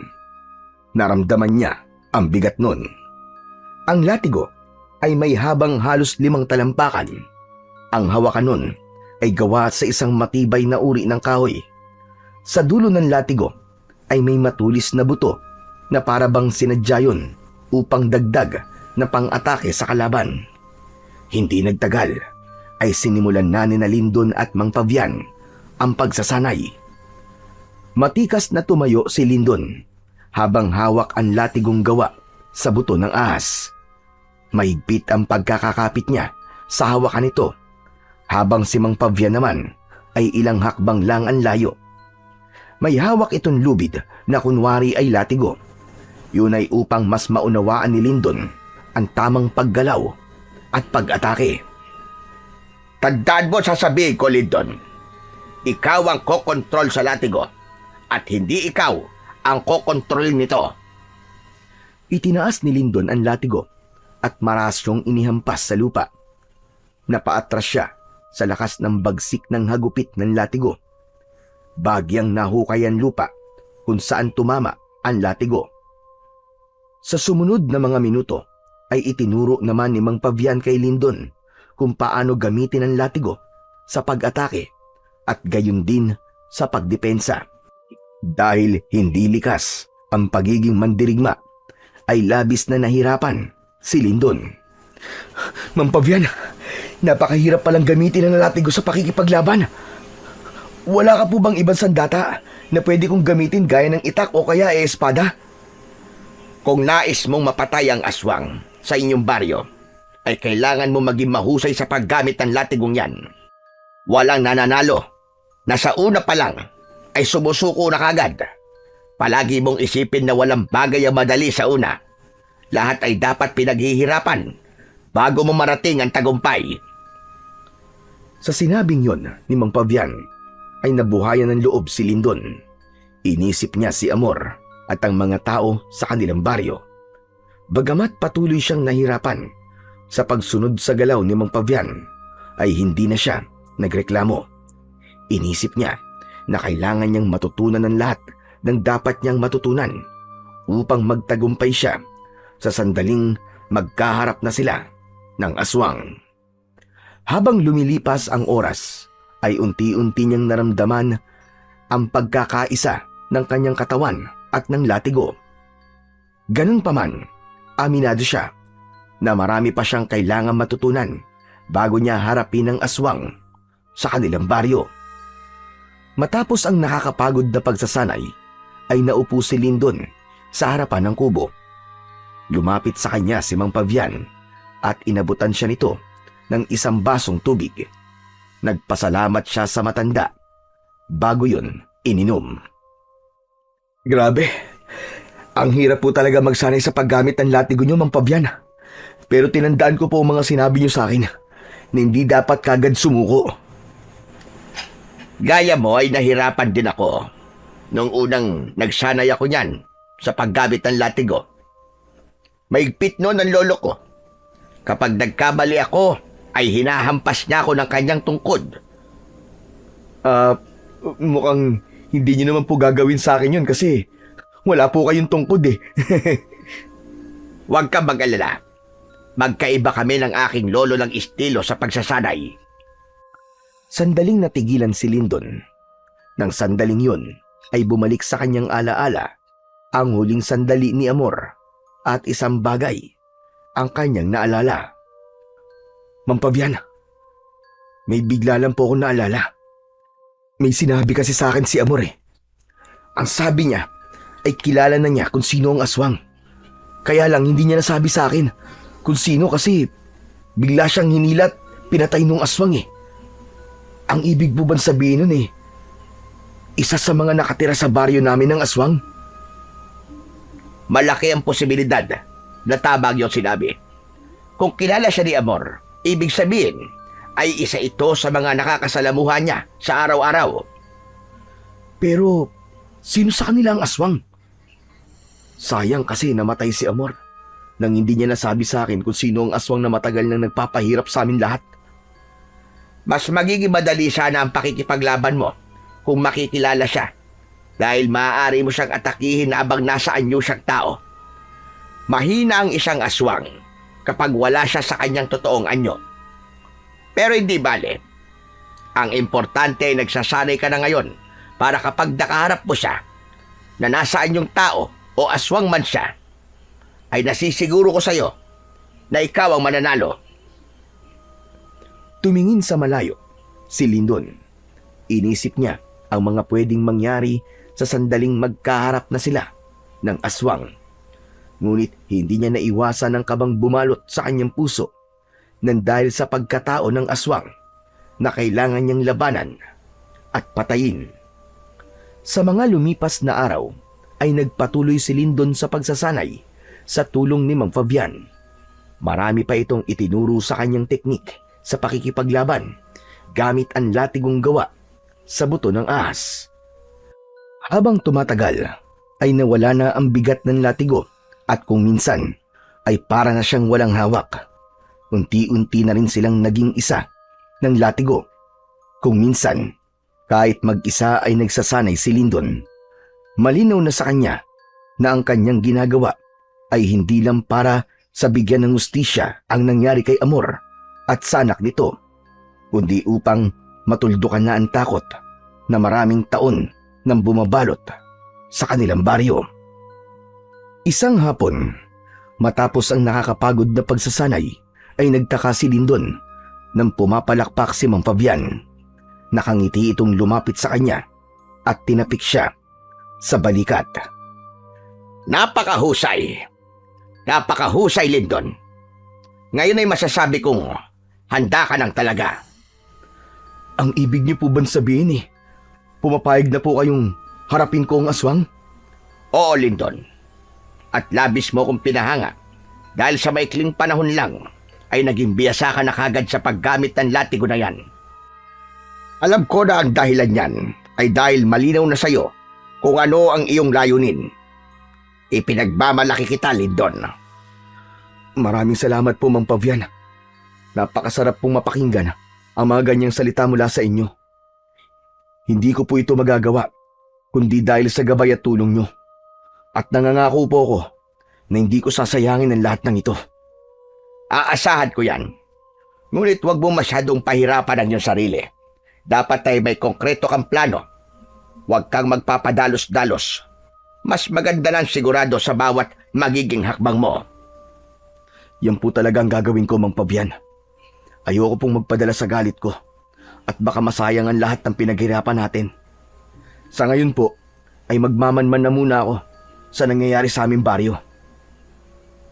Isang malalim na paghinga ang pinakawalan ni Lindon. Hindi nagtatapos sa pagsasanay ang lahat at alam niyang yun pa lamang ang simula. Nangako siya sa kanyang sarili na gagawin niya ang lahat upang makamit niya ang tagumpay. Kinagabihan, nagpaalam si Lindon kay Mang Fabian na magmamanman siya sa kanilang baryo. Pinayagan naman siya ni Mang Fabian at pinag-ingat siya nito. Nais alamin ni Lindon ang kalagayan ng kanilang baryo dahil mahigit 1 buwan na ang nakararaan simula nang mawala siya roon. Habang naglalakad palabas ng gubat, ay dala ni Lindon ang latigo na gawa sa buto ng ahas. Nakaikot yun at nakasampay sa kanyang kaliwang balikat. Nang makarating na siya sa kanilang baryo, ay sumalubong sa kanya ang pamilyar na katahimikan. Wala pa rin nagbago. Ganun pa rin. Nabubuhay pa rin ang mga tao rito sa takot. Ang unang naisip ni Lindon ay puntahan si Manolo sa kanilang bahay. Sigurado siya na nag-aalala na ito dahil napakatagal na niyang nawala. Pagdating niya sa kanilang bahay ay marahan siyang kumatok. Naisip niya na lakasan ang pagkatok dahil naalala niya na malalim palagi ang tulog ng kanyang kaibigan. Hindi nagtagal ay narinig niya ang yabag ng paa sa loob ng bahay. Sandali lang! Ano ba yan? Istorbo naman to! Kasunod noon ay bumukas na ang pinto. Nanlaki ang mga mata ni Manolo nang makita si Lindon. Napanganga ito na parabang hindi ito makapaniwala. Bahagyang itinulak ni Lindon si Manolo at saka siya pumasok. Isinarado niya kagad ang pinto. Marahan niyang tinampal ang pisngi ni Manolo. Hoy, Hindi ka na nanaginip ha? Ako to! Hindi ako aparisyon! Hinawakan ni Manolo ang braso ni Lindon. Umakyat ang kamay nito sa kanyang muka at saka siya nito niyakap ng maigpit. Ikaw nga, pare! Salamat at buhay ka! Akala ko talaga patay ka na Kumalas si Manolo sa pagkakayakap at bakas pa rin sa mukha nito ang pagkagulat. ikaw naman, nawala lang ako, inisip mo na kagad na patay na ako. Paano ba naman kasi? Ang sabi ng mga tao, sinubukan mo daw iligtas si Amor mula doon sa aswang. Tapos, hindi na namin nakita ang katawan mo. Oo nga pala. Si Amor, walang awa siyang pinatay ng hayop na aswang na yun. Hindi ko sila nailigtas ng anak niya, Manolo. Naging emosyonal si Lindon. Naluwa siya habang mariin na nakakuyom ang mga kamay. Huwag mong sisihin ang sarili mo, Lindon. Wala kang kasalanan sa nangyari. Tama ka. Wala nga akong kasalanan. Ang aswang na yon ang may kasalanan ng lahat. Manolo, ano na palang nangyari kay Amor? Malamang, nakalibing na siya ngayon. Nakakaawa nga ang itsura niya nang makita namin eh. Wala na siyang puso, tapos wakwak pa yung tiyan. Yung baby niya wala na rin. Mukhang kinain na nung aswang. Pero pare, masaya ako na makita kitang buhay. Ano pa lang nangyari sa'yo? Sinubukan kong iligtas si Amor. Pero huli na ang lahat. Ako ang sunod na pinuntirya ng aswang. Lumaban ako nung una. Pero wala akong laban sa kanya kaya tumakas ako. Kaya lang nahulog ako sa mababaw na bangin. Tapos nawalan ako ng malay. At saka Ano pare? sa ngayon ayoko munang sabihin sa kahit na sino nangyari pagkatapos kong makatakas sa aswang. Pero may sinabi sa akin si Amor bago siya mamatay. Ano yun? Ang sabi niya sa akin bago siya mamatay ay kilala niya kung sino ang aswang. Malakas ang kutob ko na kaya siya pinuntirya ng aswang na yon ay dahil nalaman ni Amor ang sikreto nito kung sino talaga siya. Kaya lang, hindi na sa akin nasabi ni Amor kung sino ang aswang Kaya nandito ako para alamin kung sino ang hayop na yon. Sayang nga pare. Kung nasabi sana sa ni Amor, malamang sinugod na ng mga tao kung sino ang aswang dito sa baryo natin para natapos na sana ang kasamaan niya. Kaya nga ako bumalik dito para patayin ang aswang na yon. Oras na para wakasan ng ilang taon na palagi tayong natatakot. At gagawin mo yun na mag-isa pare? Alam mo ba kung gaano kabagsik at kawalang awa yung aswang na yon? Baka mapahamak ka. May sandata ako laban sa kanya. Inalis ni Lindon ang latigong gawa sa buto ng ahas mula sa kanyang balikat at ipinakita niya yon kay Manolo. Ang latigong to ang gagamitin ko laban sa kanya, Manolo. Isa itong mabisang sandata laban sa mga aswang. Ang latigong to ay gawa sa buto ng ahas na alaga ng isang diwata. Wow! Ang astig naman yan, Lindon. Ngayon lang ako nakakita ng ganyang klaseng latigo Kaya kailangan kong malaman kung sino ang aswang dito sa ating baryo, Manolo. Sana matulungan mo ko. Anong klaseng tulong ang kailangan mo? Basta kaya ko gagawin ko. Matagal ko na rin gustong mawala ang aswang na yun Magmanman ka rito sa baryo natin. Pag-aralan mo ang kilos ng lahat, lalo na yung mga alam mong kilala ni Amor. Mas mapapadali ang laban ko sa aswang kung malalaman ko kung sino siya. Walang pagdadalawang isip na pumayag si Manolo sa ipinagawa rito ni Lindon. Anito ay gagawin nito ang lahat para makatulong. Hindi na nagtagal doon si Lindon. Nagpaalam siya kay Manolo. Bago siya umalis, ay tinanong ni Manolo kung saan siya tumutuloy, ngunit hindi niya sinabi sa kaibigan. Para kay Lindon, ay hindi lang ang baryo nila ang kailangan niyang protektahan, kundi maging si Mang Pavian din at ang tirahan nito sa gitna ng kagubatan. Alam niya na kapag nalaman ni Manolo kung saan siya nakatira, ay pupuntahan siya nito roon at hindi imposibleng sundan ito ng aswang. Hanggat maaari, ayaw niyang magulo ang tahimik na mundo ni Mang Pavian sa gubat. Nang makabalik si Lindon sa bahay ni Mang Pavian, ay gising pa ang matandang lalaki. Agad siya nitong sinalubong upang magtanong.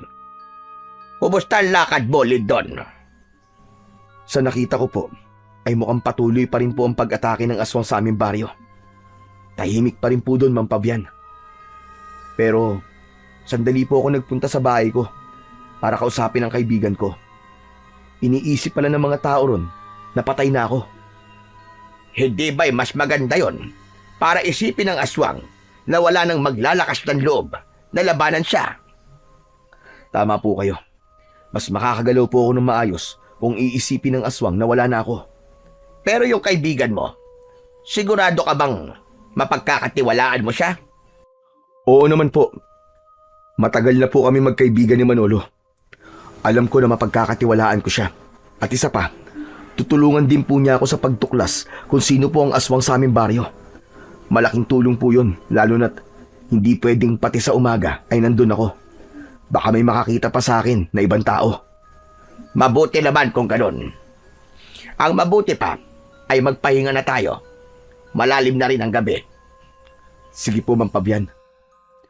Matapos na isabit ang latigo sa likod ng pinto, ay nahiga na si Lindon sa sahig na kawayan na may latag na banig. Habang si Mang Pabian ay nasa papag nito, ngunit hindi magawang makatulog ni Lindon. Patuloy niyang iniisip kung sino nga ba talaga ang aswang na tinutukoy ni Amor. Kinaumagahan, maagang nagising si Lindon para sandaling magsanay. Bandang 7:00 ng umaga nang tawagin siya ni Mang Pabian para mag-almusal. Matapos kumain, ay tinulungan muna ni Lindon si Mang Pabian sa taniman nito ng gulay. Kinuwentuhan siya ni Mang Pabian sa mga naging karanasan nito nung isa pa itong manunugis. Noon ay hindi lang sa baryo namin ako nanunugis ng aswang. May mga lugar din na humihingi sa akin ng tulong kapag may problema sila sa aswang. Naaalala ko na may isang baryo na hiningi ang tulong ko dahil maraming mga batang nawawala sa kanila. Alam ko na kagad na aswang ang may kagagawan nun at natagpuan ko ang aswang sa gitna ng kakauyan. Babae, matanda na, pero mabilis pa rin kumilos. Ginamit ko sa kanya ang latigong gawa sa buto ng ahas para labanan siya. Sa huli, ako ang nagwagi at napakawalan ko mga batang binihag niya. Talaga po palang napakahusay niyo, Mang Pabian. Sigurado po ako na maraming humahanga sa inyo dahil sa galing niyo.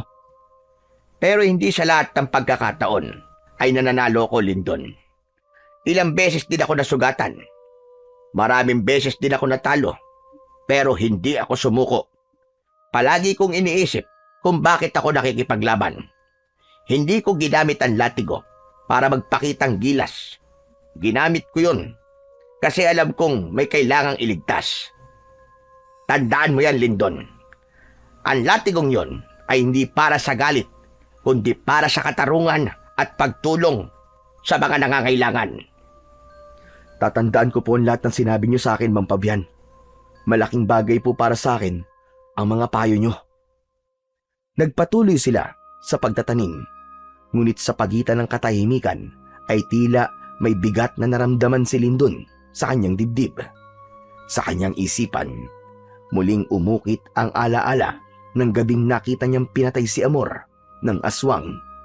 Alam niya na marami pang magiging biktima ang aswang kung hindi kagad siya kikilos. Pagsapit ng gabi, matapos ang hapunan, ay pumwesto si Lindon ng upo sa harapan ng kubo, habang si Mang Pabian naman ay abala sa paghuhugas ng kanilang pinagkainan. Habang nakatanaw sa malayo, ay may kakaibang naramdaman si Lindon. Naging maalinsangan ang hangin at may naamoy din siya na parang nabubulok na karne. Biglang lumabas si Mang Pabian, dala ang latigong gawa sa buto ng ahas. Inabot nito yon kay Lindon. Nagtataka man ay tinanggap pa rin yun ng binata. Bakit, Mang Pabian? Ano nangyayari? Nararamdaman mo ba yon? Biglang uminit at bumigat ang hangin. Isa yan sa senyales na merong aswang sa paligid natin o sa malapit. Maganda ka at gamitin mo ang latigo kung makikita mo siya. Bagyang bumilis ang tibok ng puso ni Lindon dahil sa sinabing yun na matanda. Hindi dahil sa takot, kundi sa pagkasabik na sa wakas ay magagamit na niya sa tunay na laban ang latigo at ang natutunan niya mula kay Mang Pabian. Tinalasan niya ang kanyang mata at pakiramdam. Sinuyod ng mata niya ang paligid. Inihanda niya ang kanyang sarili sa posibleng pakikipaglaban. Hindi nagtagal ay lumitaw ang aswang sa madilim na bahagi ng gubat. Naglalawayon at nanlilisik ang mapupulang mga mata. Ikaw ang aswang na pumatay kay Amor! Hayop ka! Humanda ka, Lindon. Tapusin mo na siya kagad. Walang babalang sumugod ang aswang kay Lindon. Sinalubong ito ni Lindon at sinubukang hampasin ng latigo. Ngunit Mabilis na nakaiwas ang aswang. Bigla itong nawala at sa isang iglap ay lumitaw ito sa likuran niya. Sa likod mo, Lindon! Bago pa makaharap si Lindon ay naramdaman na niya ang pagbaon ng matutulis na ngipin ng aswang sa kanyang balikat. Napasigaw siya sa labis na sakit. Binuwat siya ng aswang at malakas na ibinalibag sa lupa. Nabitiwan ni Lindon ang latigo. Susugurin sana ni Mang Pavian ng aswang gamit ang itak, pero malakas itong tinabig ng aswang. Nagpagulong-gulong sa lupa ang matandang lalaki. Pinilit na abutin ni Lindon ang latigo. Agad siyang gumapang para kunin ang latigo. Naramdaman niya ang paglapit ng aswang, kaya mabilis siyang humarap at iwinasiwas ang latigo sa hangin, pero hindi niya tinamaan ang aswang. Humagikgik ang aswang na parabang pinagtatawanan siya, ngunit sa halip na sumugod muli ay umatras ito. Mabilis itong tumakbo, palayo, at nawala sa kadiliman. Tumayo si Lindon at nilapitan si Mang Pavian. Tinulungan niya itong makatayo. Ayos lang po ba kayo, Mang Pavian? Ayos lang ako. Ikaw may sugat ka sa balikat. Pumasok na tayo para magamot ko na yan.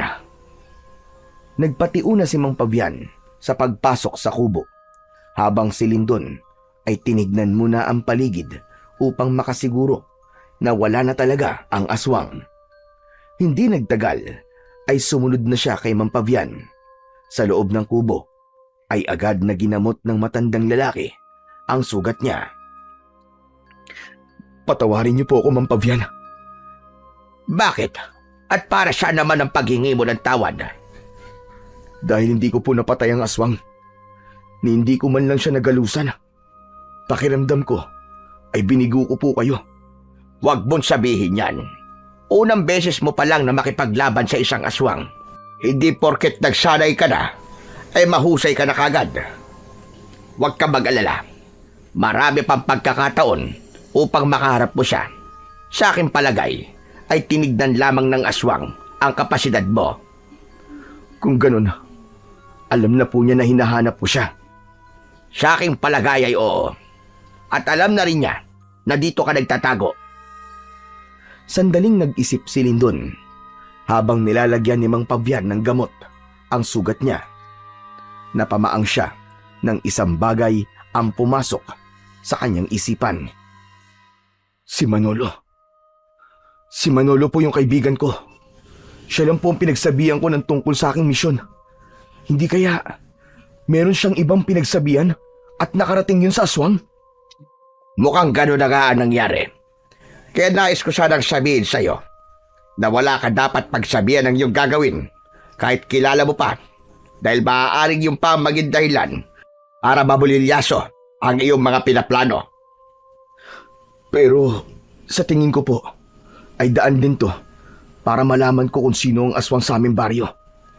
Kailangan kong makausap si Manolo kung sino-sino ang kanyang pinagsabihan. Matiim na napatingin si Lindon kay Mang Pavian. Tumango ang matandang lalaki bilang pagsang-ayon sa kanyang sinabi. Sa gabing yun, matapos ang unang laban niya sa aswang, ay napagtanto ni Lindon na hindi niya ito dapat maliitin. Kahit pa may sandata siyang epektibo sa pagpatay ng aswang, ay kailangan pa rin niyang maging maingat at matalino sa susunod nilang paghaharap. Nang sumunod na araw, pagsapit ng gabi, ay nagtungo si Lindon sa kanyang bahay. Dala niya ang latigo na gawa sa buto ng ahas dahil hindi siya sigurado sa kung anong pwedeng mangyari. Wala pa si Manolo sa bahay, kaya pumasok na lamang siya sa bintana sa likod na hindi nakakandado. Nagtungo siya sa sala at naupo upang hintayin ang kanyang kaibigan na si Manolo. Hindi nagtagal ay bumukas na ang pinto. Nagulat si Manolo pagkakita kay Lindon. Agad itong pumasok at isinarado ang pinto. Pambihira, nakakagulat ka naman, pare. Akala ko magnanakaw ka eh. Hindi na ako magpapaligoy-ligoy pa, Manolo. Umamin ka nga sa akin. May pinagsabihan ka bang ibang tao na buhay pa ako At kung ano ang gagawin ko? Natigilan si Manolo. Pinagpawisan ito at bumakas sa mukha nito ang kaba. Meron akong pinagsabihan. Pero, isang tao lang. Sino? Sino ang taong yun, Manolo? Si Donato. Nagtanong kasi siya nung isang araw kung ano na ang balita tungkol sa'yo kasi ayaw niyang maniwalang patay ka na. Kaya naikwento ko na nagpakita ka sa akin. Nasabi ko rin ang balak mong pagpatay sa aswang. Teka, may mali ba sa ginawa ko? Malaki, Manolo. Nalaman na ng aswang kung saan ako nagtatago ngayon. Umatake siya rong kagabi. Sigurado ka bang si Donato lang ang pinagsabihan mo? Oo, siya lang talaga. Wala nang iba. Bakit ba? Manolo, sa tingin ko ay si Donato ang aswang. Ano? Sigurado ka ba dyan sa sinasabi mo? Kung siya lang ang pinagsabihan mo, ibig sabihin, siya lang ang nakakaalam sa misyon ko. Malamang, nasundan niya ako, kaya nalaman niya kung nasan ako. Muling natigilan si Manolo na para bang nag-iisip. Maya-maya pa ay nagsalita ito ulit. Sa tingin ko tama ka pare. May usap-usapan kasi na kumakalat dito sa baryo na yung aswang na nambibiktima ng mga tao dito sa baryo natin ay yung anak ng babaeng aswang na pinatay nun ng mga tao. Hindi ba si Donato ay dayo lang dito sa ating baryo? Bigla na lang siya dumating dito at sa aking pagkakatanda ay doon na rin nagsimula ang pag-atake ng aswang. Tama ka. Mukhang yan nga ang dahilan kung bakit siya pumapatay ng mga tao dito sa baryo natin. Yun ay upang magiganti. Kung ganun, ay kailangan ko na siyang harapin ngayon, Manolo. Hindi na ako papayag na may maging biktima pa siya. Kailangan matapos na ang gabing to na may isa sa amin na mamamatay. Tumayo si Lindon. Palabas na sana siya ng pinto nang hawakan siya sa braso ni Manolo. Nang tignan niya ito, ay bakas sa mukha nito ang pag-aalala. Sandali lang pare. Huwag ka magpadalos-dalos. Baka kung anong mangyari sa iyo eh. Kung totoo ngang aswang si Donato, baka wala kang laban sa kanya. May laban ako sa kanya, Manolo. May sandata ako. Itong dala kong latigo. Kailangan niya nang magbayad sa mga kahayupang ginawa niya dito sa ating baryo. Wala siyang puso, sapagkat kahit ang mag-ina niya ay nagawa niyang patayin upang protektahan lang ang kanyang sikreto. Kung ganun pare, hayaan mo ako sumama sa'yo. Mabuti lang meron kang backup. Hindi na kailangan, Manolo. Dito ka na lang at ipagdasal mo ko. Ayokong pati ikaw ay madamay. Ito ay laban sa pagitan namin ni Donato. Kung hindi na kita mapipilit na isama mo ako, ay susundin na lang kita.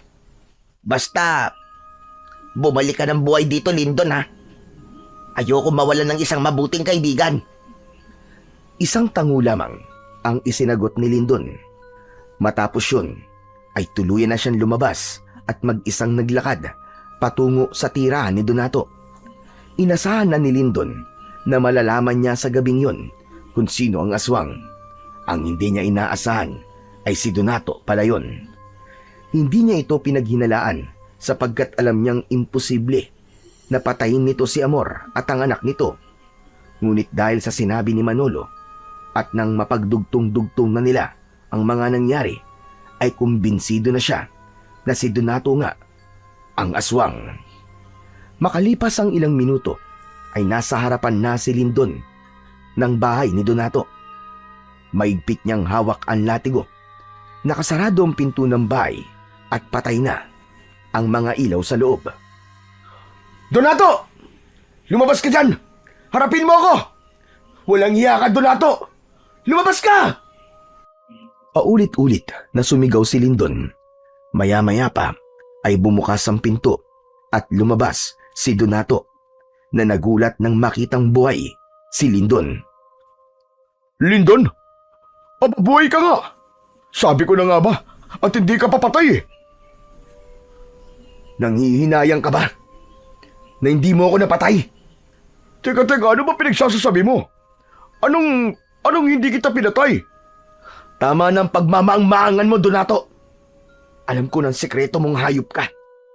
Ikaw ang aswang dito sa aming baryo. Ikaw ang anak ng babaeng aswang na pinatay noon ng mga tao dito at bumalik ka rito para magiganti. Teka, kalokohan yan sinasabi mo, Lindon. Hindi ako aswang. Huwag kang magsalita ng ganyan at baka may makarinig pa sa'yo. Baka maniwala sila sa kasinungalingan lumalabas sa bibig mo. Mas mabuti na nga marinig ng lahat ng sinasabi ko para malaman nila kung ano ka talagang hayop ka. Napakawalang puso mo. Kahit asawa at anak mo pinatay mo. Bakit? Dahil nalaman ba ni Amor na isa kang aswang kaya mo siya pinatay? Umiim ang bagang ni Donato. Mariin nitong ikinuyom ang mga kamay, sabay duro kay Lindon. Huwag mo dinadamay dito, mag-ina ko, Lindon. Hindi mo alam kung ano ang pinagdadaanan ko sa araw-araw dahil sa pagpatay ng aswang na sinasabi mo. Kung alam mo lang, hinahanap ko rin ang aswang na yon para patayin. Gusto kong maghiganti. Gusto kong bigyan ng hustisya ang pagkamatay ng mag-ina ko. Tama na. Tama na ang pagpapanggap mo. Hindi ako madadala sa drama mo. Sisiguraduhin ko na pagsisisihan mo ang lahat ng ginawa mo. Ipakita mo na ang totoo mong anyo. Maging aswang ka na at maglaban na tayo hanggang kamatayan. Wala akong ipapakitang ibang anyo sa'yo, Lindon. Umalis ka na. Hindi ako aalis hanggat hindi kita napapatay. Mag-anyong aswang ka na. Umalis ka na bago pa ako tumawag ng mga pulis. Kung ayaw mo mag-anyong aswang, pipilitin kitang gawin mo yon. Malakas na sumigaw si Lindon at saka siya sumugod kay Donato. Isang malakas na suntok sa panga ang agad na ibinigay niya rito na dahilan para mapaatras ito at mapaupo. Hindi niya na ito hinintay na makatayo at sinundan kagad niya yon ng isa pang suntok sa muka. Napayuko si Donato, ngunit pilit na tumayo at lumaban. Gumanti rin ito ng suntok, pero mabilis na nasalag yun ni Lindon. Ano ba? Tumigil ka na, Lindon! Hindi ako titigil. Papatayin kita, Donato, para to sa lahat ng naging biktima mo. Nagpatuloy si Lindon sa pagsuntok kay Donato. Ang gusto niya ay mag-anyong aswang ito bago niya ito gamitan ng latigo. Ang bawat suntok ni Lindon ay may kasamang galit at pagkasuklam. Sa huli, napabagsak niya si Donato sa lupa. Mabilis siyang sumaklang sa katawan nito at sunod-sunod na pinakawala ng kanyang mga kamao sa mukha nito. Ang bawat suntok ay mabigat, may kasamang panlilisik ng mga mata at walang pasubaling galit. Ipakita mo na ang totoo mong anyo! Halimaw ka! Hindi na nagawang makapagsalita ni Donato. Lupaypay na ito at duguan na ang muka. Tila wala na itong lakas para lumaban, kaya tinanggap na lang nito ang mga suntok ni Lindon. Napagod na rin si Lindon, kaya inipon niya ang kanyang lakas. Itinaas niya sa ere ang kanyang kamao. Malakas siyang sumigaw. Akmang susuntokin niya muli si Donato nang isang sigaw ang pumigil sa kanya. Lindon! Tama na! Hindi siya isang aswang! Nagtatakang napatingin si Lindon sa papalapit na si Mang Pavian. May hawak itong maliit na bote na may laman na langis at kung ano-anong ugat. Mang Pavian! Siya po ang aswang! Siya lamang ang pinagsabihan ng kaibigan ko ng tungkol sa nangyari sa akin at sa plano ko. Kaya nalaman niyang buhay pa ako at sinundan niya ako sa tirahan niyo sa gubat. Maniwala ka sa akin. Hindi isang aswang ang lalaking yan. At paano niyo po nasabi na hindi aswang tong si Donato? Ipinakita ni Mang Pavian ang hawak nitong bote. Dahil sa bote ito, hindi kumukulo ang lagi sa loob nito. Kaya sigurado kong hindi siya aswang. Isa pa, base sa pakiramdam ko, ay wala akong nararamdaman na may dugo siyang aswang. Naguguluhang napatingin si Lindon kay Donato. Hindi niya maintindihan kung paanong hindi aswang si Donato, gayong lahat ng ebidensya ay ito ang itinuturo. Umalis na siya sa ibabaw ni Donato. Tinulungan ni Mang Pavian si Donato na makatayo. Sinabi ko naman kasi sa iyo eh. Hindi ako ang aswang. Sandali, Donato. May iba ka bang pinagsabihan ng tungkol sa nangyari sa akin sa gubat? Wala. Wala akong pinagsabihan. Si Manolo, siya ang nagsabi sa akin ng tungkol sa nangyari sa'yo. Kahit hindi ko naman siya tinatanong. Biglang nanlamig si Lindon. Pakiramdam niya ay binuhusan siya ng isang timbang tubig. Napatingin siya kay Mang Pavian. Alam ko nasa isip mo, Lindon. Ibig sabihin, si Manolo, siyang aswang? Tama ka. Ang kaibigan mo ang aswang at mukhang matagal ka na niyang nililinlang. Hindi. Hindi pwedeng maging aswang si Manolo. Matagal ko siyang nakasama eh. Simula na dumating siya dito sa baryo namin, ay kaibigan ko na siya. Sandaling natigilan si Lindon. Sa sinabi niyang yun, ay doon na niya napagtanto na gaya ni Donato ay dayo din si Manolo sa kanilang baryo. Doon na rin niya naisip na baka kaya tuwing kinakatok niya si Manolo sa kwarto nito ay hindi ito nagbubukas ng pinto ay dahil wala ito roon. Dahil ang totoo ay nasa labas ito at nambibiktima ng mga tao. Labis na nasaktan si Lindon sa realisasyon na yun. Hindi niya akalain na ang taong pinagkakatiwalaan niya ang siyang salot sa kanilang baryo. Kung si Manolo ang aswang, ay kailangan ko siyang patayin. Pinatay niya ang mag-ina ko. Walang hiya siya. Nga ba, Donato? Kaya mo akong patayin? Matapos kang bugbugin ng kaibigan ko, ay makakalaban ka pa ba? Napatingin silang lahat kay Manolo. Huminto ito sa paglalakad. Tumayo ito ilang dipaan layo sa kanila.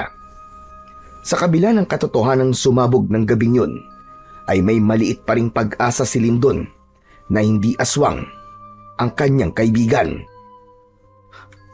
Manolo, sabihin mong di totoo ang aming hinala na ikaw ang aswang. Talagang maniniwala ka sa kanila, Lindon? Matagal na tayo magkaibigan, di ba? Kung isa akong aswang, ay matagal ka ng patay dahil magkasama tayo sa iisang bubong. Huwag kang maniwala sa sinasabi niya, Lindon. Tignan mo lang sa aking bote. Kumulo ito simula nang dumating ang kaibigan mo. Ibig sabihin ay isa siyang aswang. Kasinungalingan niyan, tanda. At paano ang isang langis ay magsasabing aswang ang isang tao o hindi? Ang matandang yan, Lindon. Baka yan ang aswang. Tignan natin kung makakatanggi ka pa sa gagawin kong hayop ka. Walang babalang ibinato ni Mang Pavian ang maliit na bote na may lamang langis kay Manolo. Tumama yon sa noo ni Manolo at nabasag. Kumalat ang malapot na langis sa buong muka nito. Anong ginawa mong matanda ka? Ang langis na yan ang magpapalitaw sa kung ano kan talaga. Napaatras si Lindon sa gulat habang kitang-kita niya ang marahas na pagbabago ng anyo ng kaibigan. Ang balat ni Manolo ay tila pinupunit mula sa loob. Nanlisik ang mga mata nito. Halos lumabas na ang ugat nito sa buong katawan. Lumitaw ang matutulis nitong ngipin. Humaba ang mga kuko. Lumabas ang dila nitong napakahaba at kulay itim habang umuungol sa sakit dahil sa langis. Habang patuloy na nag-aanyong aswang si Manolo, ay hindi pa rin makagalaw si Lindon. Umigat ang pakiramdam niya at hindi pa rin niya matanggap na ang aswang na kailangan niyang labanan ay walang iba kundi ang pinagkakatiwalaan niya at ang matalik niyang kaibigan na si Manolo. Matapos ang pagbabagong anyo ni Manolo, ay inunat nito ang katawan. Diretso itong tumingin kay Lindon at bahagyang ngumisi. Wala na akong magagawa kundi ang aminin ang totoo. Oo, ako nga ang aswang na matagal lang nananalasa sa baryong ito. Ginagawa ko to dahil pinatay niyo ang aking ina. Nangako ko sa kanya na ipaghihiganti ko siya at babalik ako sa lugar kung saan siya pinatay. Kung ganun, ikaw rin ang pumatay kay Amor? Tama ka, ako nga. Nahuli niya kasi akong nagbabagong anyo. Kaya bago pa siya makapagsalita, ay pinatahimik ko na siya. Pero nakialam ka, Lindon. Ang totoo ay wala akong balak na patayin ka dahil itinuring kitang kaibigan. Pero mas mahalaga pa rin sa akin ang pagiganti. Kaya isasama na kita sa aking mga naging biktima. Hayop ka, Manolo! Hayop ka! Pinatay mo mag-ina ko! Ako ang papatay sa'yo! Susugod sana si Donato kay Manolo, ngunit mabilis itong pinigilan ni Mang Pavian. Tumigil ka! Huwag kang magtapang-tapangan. Hindi mo kaya ang aswang na yan. Hayaan mo si Lindon ang tumapos sa kanya. Lindon! Patayin mo na ang aswang na yan. Huwag mong isipin na kaibigan mo siya. Isipin mo mga inosenteng taong pinaslang niya. Umiim ang bagang ni Lindon habang mas sumigpit ang pagkakahawak niya sa latigo na gawa sa buto ng ahas. Inisip niya si Amor at ang anak nito. Inisip din niya ang napakaraming bangkay na natatagpuan sa kanilang baryo tuwing umaga. Ngunit sa kabila ng lahat ng yun, ay nakikita niya pa rin si Manolo bilang kaibigan kahit nasaan yung aswang ito. Biglang umatake si Manolo kina Lindon. Agad na iniharang ni Lindon ang kanyang sarili upang salubungin ang aswang. Sinabi ng utak niya na hampasin niya ito pero pinigilan siya ng kanyang puso. Walang pagdadalawang isip na sinubukan ni Manolo na kalmutin si Lindon, ngunit agad siyang nakaiwas. Manolo! Hindi kita kayang saktan! Magkaibigan tayo! Lumaban ka, Lindon. Ayoko manalo sa'yo dahil lang nagpaubaya ka. Muling umatake si Manolo habang si Lindon ay panay pa rin ng iwas. Mabilis ang bawat galaw ni Manolo. Para itong mabangis na hayop na gutom at wala ng bakas ng pagkakaibigan sa mga mata nitong nanlilisik. Hindi kayang kalimutan ni Lindon na kaibigan niya si Manolo. Ito ang palaging karamay niya sa kanyang problema. Ang unang tumatawa sa mga biro niya at ang naging sandalan niya sa mga panahon na nawawala na siya ng pag-asa. Ngunit hindi niya rin kayang itanggi na ito ang nagdulot ng takot at kamatayan sa kanilang baryo. Tumalon si Manolo sa ere, sabay sugod kay Lindon. Bumaon ng mga kuko nito sa kanyang balikat. Pinunit ng matutulis nitong kuko ang kanyang laman. Napaurong siya at napasigaw sa sakit. Namilog ang mata niya at biglang sumiklab ang galit sa kanyang dibdib. Nawala ang lahat ng pag-aalinlangan niya. Napagtanto niya na kung hindi niya tatapusin si Manolo, ay siya ang papatayin nito. Siguro nga ay hindi na may babalik ang ating pagkakaibigan. Patawarin mo ako, Manolo. Pero isinumpa ko na kung sino man ang aswang ay papatayin ko. Isang iglap ay sumugod si Lindon kay Manolo. Pinakawalan niya ang latigo. Ang unang hampas ay naiwasan ng aswang. Ngunit ang pangalawa ay tumama sa kaliwang braso ni Manolo at nag-iwan ng isang malalim na sugat. Umatras si Manolo habang sumisigaw. Mabilis ang mga sumunod na galaw ni Lindon. Umatake siya ng walang pag-aatubili. Ang bawat paghampas niya ng latigo ay may kasamang pagnanais ng katarungan sa lahat ng naging biktima ni Manolo. At nang sandaling yun, ay hindi na lang siya lumalaban para sa katarungan, kundi sa alaala ng pagkakaibigang pinatay ng kasinungalingan. Nang naging sunod-sunod na ang pagtama ng latigo kay Manolo, ay naging mabagal na ang paggalaw nito hanggang sa pinintirya ni Lindon ang leeg nito. Pinaikot muna niya sa ere ang latigo bago yun inihampas sa leeg ni Manolo. Mabilis na pumulupot ang latigo sa leeg nito. Labis na nagulat si Manolo at hindi na nito nagawang makagalaw. Paalam. Paalam, Manolo. Maraming salamat sa pagkakaibigan. Inilan ni Lindon ng buong lakas ang latigo. Gumuhit ang matutulis na gilid ng buto ng ahas at nagawa nung bumaon hanggang sa buto ni Manolo. Nang tuluyang mahila ni Lindon ang latigo, ay lumipad ang pugot na ulo ni Manolo at bumagsak yon sa lupa. Kasunod noon ay ang pagbagsak ng katawan nito. Hindi napigilan ni Lyndon ang mapaiyak. Masakit para sa kanya na patayin si Manolo, ngunit alam niya na yun ang nararapat. Matapos ang lahat ay lumapit sa kanya sina Mang Pavian at Donato. Tapos na. Tapos na, Lyndon. Nagtagumpay ka. Tinuldukan mo na ang ilang taong sumpa na meron ng inyong baryo. Maraming salamat, Lyndon. Ngayong wala na si Manolo, ay sigurado na ako na nakamit na ng aking mag-ina ang nararapat na hustisya para sa kanila. Pero, pinatay ko ang kaibigan ko. Sadyang ganyan ang buhay. May mga bagay kang kailangang gawin para sa ikabubuti ng mas nakakarami. Kahit ang bagay na yon, ang dudurog sa'yo.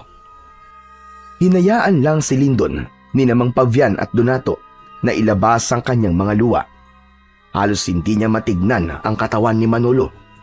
Tila nakisabay pa ang panahon sa kanyang pagluluksa dahil biglang bumuhos ang malakas na ulan. Tumingala si Lyndon at isang malakas na sigaw ang kanyang pinakawalan habang hinuhugasan ng ulan ang luwa sa kanyang mga mata. Makalipas ang ilang araw ay nakabalik na si Lyndon sa kanyang bahay. Nanibago siya sapagkat hindi siya sanay na mag-isa siya roon. Mabilis ding kumalat sa baryo nila ang pagiging aswang ni Manolo at ang pagkakapas lang dito ni Lyndon. Marami ang humanga kay Lyndon, hindi lang dahil sa tapang niyang harapin ng aswang, kundi maging sa desisyong patayin ng aswang, kahit pa ito ay ang kanyang kaibigan. Isang umaga, binisita ni Lyndon si Mang Pavian sa kubo nito. Nagdala siya ng grocery para rito at mga mangga at langka na ipinadala naman ni Donato. Maraming salamat sa mga dala mo, Lyndon. Salamat at hindi mo ko nakakalimutan. Mang Pavian, sa laki at dami po ng mga naitulong niyo sa akin, ay hindi ko po kayo makakalimutan. Oo nga pala, Mang Pavian. Nandito po ako para alokin kayo na doon naman nirahan sa aking bahay. Huwag po kayo mag-alala. Hindi ko po kayo pagtatrabahuin. Naisip ko po kasi na tulungan kayo kapalit ng tulong niyo sa akin. Lyndon, wala akong hinihinging kapalit sa tulong na ginawa ko sa'yo. Masaya na ako na naibalik ng kapayapaan sa inyong baryo. Isa pa, sanay na ako sa buhay ko rito sa gubat. Pasensya na kung tatanggihan ko ang iyong alok. Pero ako sana may papakiusap sa'yo. Ano po yun, Mang Pavian? Tumayo si Mang Pavian at kinuha nito ang latigong gawa sa buto ng ahas. Nais ko sanang ipamana sa'yo ang aking latigo. Kung papayag ka, ipagpapatuloy natin ang iyong pagsasanay. Hindi lang si Manolo ang aswang na maaaring umatake sa inyong baryo. Nakikita ko na ikaw ang karapat-dapat na magmay-ari nito. Buong pusong tinanggap ni Lyndon ang latigo mula kay Mang Pavian. Sa paraan ng kanyang ngiti ay hindi na niya kailangang magsalita. Ramdam niyang alam na ni Mang Pavian ang kanyang kasagutan. Ipinangako ni Lyndon sa kanyang sarili na simula sa araw na yun ay paghuhusayan pa niya ang kanyang kaalaman sa pakikipaglaban. Nang sa gayon, sa oras na muling may aswang na sumubok na sirain ang katahimikan ng kanilang baryo, ay mas handa na siya at kaya niya nang lumaban para sa kabutihan.